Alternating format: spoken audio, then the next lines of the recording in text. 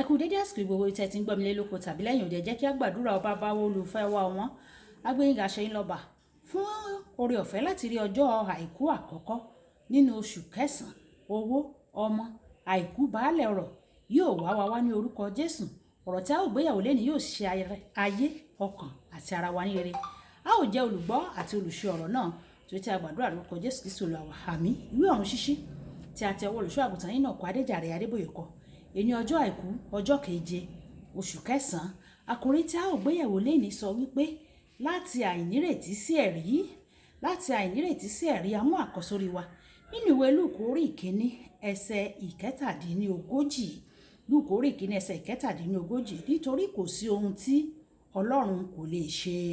Nígbà tí a mú bíbélì kíkà wa nínú ìwé Ìsíkẹ́lì orí ìkẹtàdínlógójì ẹsẹ̀ ìkíní dé ìkẹwàá. Ìsíkẹ́lì orí ìkẹtàdínlógójì ẹsẹ̀ ìkíní dé ìkẹwàá.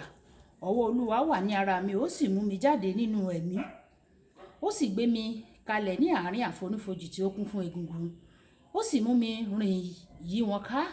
Sì wò, ọ̀pọ̀lọpọ̀ ní bẹ ní gbangba àfonífojì, sì kíyèsí wọn gbẹ púpọ̀ púpọ̀. Ó sì wí fún mi pé, ọmọ ènìyàn, egungun wọ̀nyí lè yè? Èmi wí pé, Olúwa Ọlọ́run, ìwọ ni ó lè mọ̀ ó. Ó tún wí fún mi pé, sọtẹ́lẹ̀ sórí egun wọn nì. Sì wí fún wọn pé, egungun gbígbẹ, gbọ́ ọ̀rọ̀ Olúwa. Báyìí ni Olúwa Ọlọ́run wí fún egungun gbígbẹ wọ̀nyí o, kíyèsí, èmi yóò mú kí èémí wọ inú yín, ẹ̀yin yóò sì yè. Èmi yóò fi iṣan sára yín, èmi yóò sì mú ẹran wá sára yín, èmi yóò sì fi awọ bò yín, èmi yóò sì fi èémí sínú yín, ẹ̀yin yóò sì yè, ẹ̀yin yóò sì mọ̀ pé èmi ni Olúwa. Bẹ́ẹ̀ ni mo sọ tẹ́lẹ̀ gẹ́gẹ́ bí a ti pàṣẹ fún mi o. Bí mo ti sọ tẹ́lẹ̀, ariwo ta, sì wò ó, mìmì kan wà o. Àwọn egungun náà sì wá sọ́dọ̀ ara wọn, egungun sí egungun rẹ̀. Nígbà tí mo sì wò ó, kíyèsí iṣan àti ẹran ara. Ó wá sí wọn. Awọ sì bò wọ́n lókè, ṣùgbọ́n èémí kò sí nínú wọn o. Nígbà náà ni ó sọ fún mi pé, ọmọ ènìyàn, sọtẹ́lẹ̀ sí èémí. Sọtẹ́lẹ̀ sì wí fún èémí pé, báyìí ni Olúwa wí o. Ìwọ èémí, wá láti igun mẹ́rẹ̀ẹ̀rin, sì mí sí òkú wọ̀nyí kí wọ́n bá lè yè. Bẹ́ẹ̀ ni mo sọ tẹ́lẹ̀ gẹ́gẹ́ bí ó ti pàṣẹ fún mi. Èémí náà sì wá sínú wọn, wọ́n sì yè, wọ́n sì dìde dúró ní ẹsẹ̀ wọn, ogun ńláǹlà. Wọ̀nyí ẹ tẹ́tí bẹ̀rẹ̀ jẹ́ láti gbọ́ ohun tí olùṣọ́ àgùntàn yìí náà kọ Adéjàre Adébóyè ní fún wa ní èní ọjọ́ àìkú.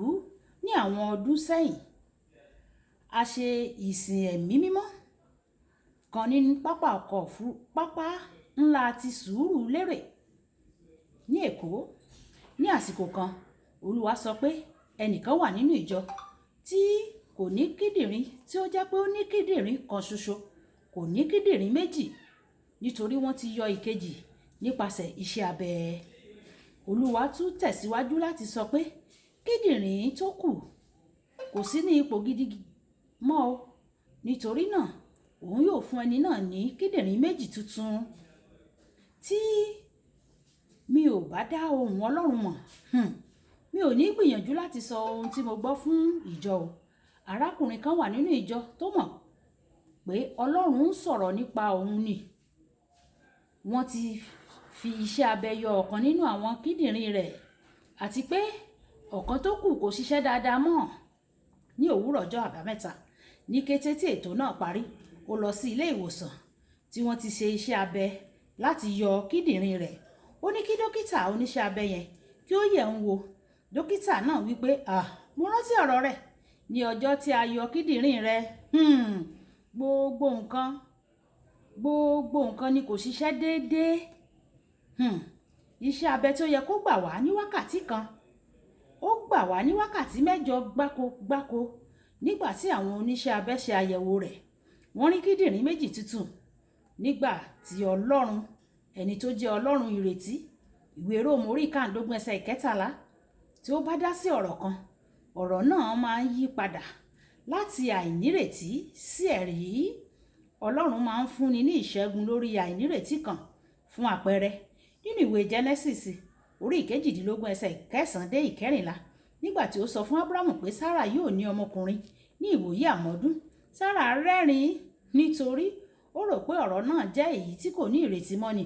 Ẹ̀wẹ̀, Ọlọ́run alágbára, ẹni tí ó lè sọ pé nítorí tí o rẹ́rìn-ín mo fagilé ohun tí mo sọ yẹn, kò yí ọkàn rẹ̀ padà o. Kàkà bẹ́ẹ̀ ó wí pé o lè rẹ́rìn-ín bí o bá ṣe fẹ́, ṣùgbọ́n Ísákì yóò di bíbí. Olùfẹ́, tí o bá ti rí ọ̀rọ̀ rẹ gẹ́gẹ́ bí àìnírètí ṣáájú ìsinsìnyí, mo ní ìròyìn ayọ̀ fún ọ lónìí ní orúkọ tó ju gbogbo orúkọ lọ. A ó bí Ísákì rẹ ní orúkọ Jésù. Kò sí ọ̀rọ̀ tí kò ní ìrètí pẹ̀lú Ọlọ́run o. Ìwé Jeremáyà orí ìkejìléníọgbọ̀n ẹsẹ̀ ìkẹtàdínníọgbọ̀n ó wí pé wò ó, èmi ni Olúwa Ọlọ́run gbogbo ẹran ara. Ohun kan wà tí ó ṣòro ṣe fún mi bí? Ìwé Èzíkẹ́lì orí ìkẹtàdínníogójì ẹsẹ̀ ìkíní dé ìkẹwàá. Bíbélì sọ fún wa pé Ọlọ́run mú kí egungun gbígbẹ kí ó túyè. Wọn kì í ṣe òkú lásán, ṣùgbọ́n egungun tó jẹ́ wípé ó ti gbẹ púpọ̀ púpọ̀ ni. Síbẹ̀ Ọlọ́run mú kí ìránṣẹ́ rẹ̀ sọtẹ́lẹ̀, àwọn egungun gbígbẹ náà sì padà yè. Olùfẹ́, Ọlọ́run tó mú kí egungun gbígbẹ kí ó túyè, ó lè yanjú ọ̀rọ̀ rẹ náà o. Àwọn ènìyàn lè ti fojú pa ọ́ rẹ́, ṣùgbọ́n pẹ̀lú Ọlọ́run ohun gbogbo ní ṣíṣe. Ìwé Lúùkù orí ìkíní ẹsẹ̀ ìkẹtàdínníogójì. Kókó ọ̀rọ̀ Ọlọ́run. Ohun tí Ọlọ́run máa ṣe jù ni yíyí nǹkan tí kò ṣeé ṣe padà. Àwọn ọ̀rọ̀ tí kò ní ìrètí ó máa ń yí padà.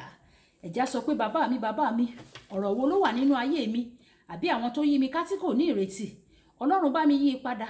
Sọ àìnírètí mi di ẹ̀rí. Fún mi ní ẹ̀rí lórí gbogbo ìlàkọjá mi, gbogbo àwọn ọ̀rọ̀ tó dàbí pé kò ní ìrètí mọ́. Ọlọ́run fún mi ní ẹ̀rí, kí gbogbo ògo kí ó jẹ́ ti yín o. Ẹ ṣé ọba tó ń gbàdúrà, ògo ni fún orúkọ mímọ́ yín o. Nítorí tí a gbàdúrà lórúkọ Jésù. Àmín. Olúbùkọ́lá kó ní orúkọ mi o. Ẹ máa bá mi like, ẹ máa share, ẹ máa comment nípa ẹ̀ kí àwọn ènìyàn kí wọ́n lè jẹ àǹfààní ọ̀run ṣíṣí Yorùbá. Ó dàbọ̀.